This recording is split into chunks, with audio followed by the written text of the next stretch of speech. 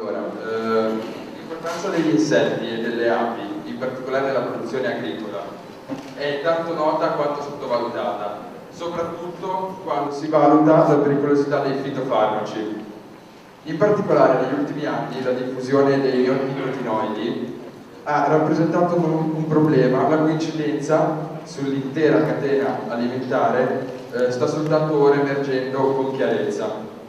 In Italia, grazie alle restrizioni del Ministero delle Politiche Agricole e Forestali, attuate circa 3 anni fa, si sta rientrando dall'emergenza e si è arrestata l'onda di moria che pregiudicava non solo la produzione del miele, visto che parliamo soprattutto delle api, ma anche e soprattutto del sistema agricoltura. A sostegno di questo abbiamo un rapporto dell'Istituto Nazionale dell'Economia Agraria che mette in luce un aumento di produzione di miele di circa del 26% nell'anno passato. Questo è un dato diretto che indirettamente ci può mettere in luce come l'aumento della produzione del miele è legato anche a un miglioramento di quello che è il sistema agricoltura, perché c'è il lavoro non solo delle api ma degli insetti in generale.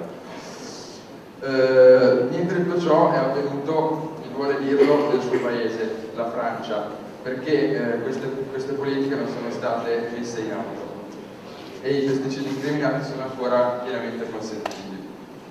Mi chiedo dunque, è possibile arrivare finalmente ad un bando di fitofarmaci neonicotinoidi e di quelli che esercitano una maggiore influenza sul sistema endocrino umano? È altresì possibile, con la nuova PAC, aumentare il sostegno per l'agricoltura biologica e tradizionale, differenziandole anche nei contributi rispetto all'agricoltura convenzionale? Cette question de pratique agricole,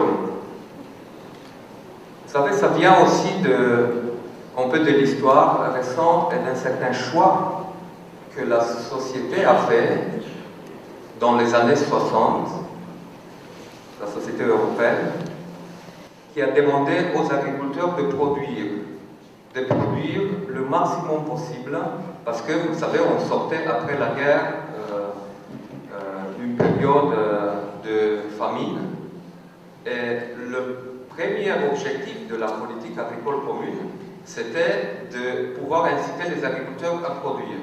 Et on a vu en même temps l'évolution aussi de toutes les technologies de production avec des apports d'intrants extérieurs pour stimuler cette production. Donc, par ça, je souhaite souligner le fait que ce n'est pas toujours la faute seulement des agriculteurs quand on parle de ces situations. C'est aussi, quelque part, nous qu'on les a incités, et quand je dis nous en tant que consommateurs, nous en tant qu'hommes politiques aussi, à faire un certain type d'agriculture. Et comme la transformation d'aller d'une agriculture traditionnelle vers une agriculture productive était lente et a pris du temps, la transformation d'aller d'une agriculture productiviste qui pense seulement à la production et qui ne prend pas assez en compte toute cette intégration avec les valeurs de la nature prend du temps aussi. Et bon, vous avez demandé si on peut interdire ces produits et faire en sorte que les agriculteurs soient incités à faire d'autres types d'agriculture.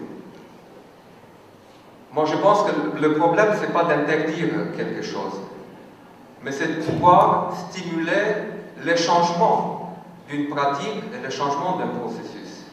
Et c'est ça qui prend plus de temps. Et là, il ne suffit pas une loi et un règlement. Bon, sur toutes les décisions d'interdiction des substances qui sont nocives, je peux vous dire que mon collègue, le commissaire John Daly, qui a la charge de cette question, parce qu'il couvre tous les aspects liés à la santé, protection consommateur, sûreté alimentaire, je sais qu'il est très attentif sur ça et on travaille très bien ensemble pour faire en sorte qu'on puisse conjuguer nos mesures, qu'on prend dans la politique agricole commune et que lui, il propose dans son domaine, dans son portefeuille. Et donc justement, avec cette réforme de la politique agricole commune, on s'est incité les agriculteurs à faire évoluer leurs pratiques. Et à faire évoluer leurs pratiques sans qu'ils perdent leur droit de pouvoir vivre de cette activité économique aussi. C'est-à-dire gagner suffisamment de ce qu'ils font et de ce qu'ils vendent sur le marché ou de ce qu'ils obtiennent suite à leur travail. Et je pense que c'est ça qui est le plus important, au-delà de tout soutien spécifique d'une pratique agricole ou d'une autre, ou d'interdiction d'une pratique agricole ou d'une autre. Comment faire en sorte pour qu'on puisse concilier l'objectif économique d'un agriculteur de vivre de son activité, notre objectif à nous en tant que consommateurs de manger quelque chose de sain, et notre objectif en tant que citoyen d'avoir une nature qui est toujours vivante et qu'on ne met pas en péril la vie des autres espèces juste pour sauver notre vie à nous de notre espèce. Et ça veut dire des choix. Et ça veut dire des choix conscients pour les agriculteurs, ça veut dire des choix conscients pour les hommes politiques aussi quand ils proposent et prennent des décisions. Et ça veut dire des choix aussi pour nous tous en tant que consommateurs quand on est devant une étagère et quand on fait le choix d'un produit alimentaire ou d'une autre. Et je pense que tous ces choix conscients conjugués pourront nous permettre de faire évoluer l'agriculture dans le sens de ce que vous avez dit, une agriculture qui est plus en équilibre avec la nature.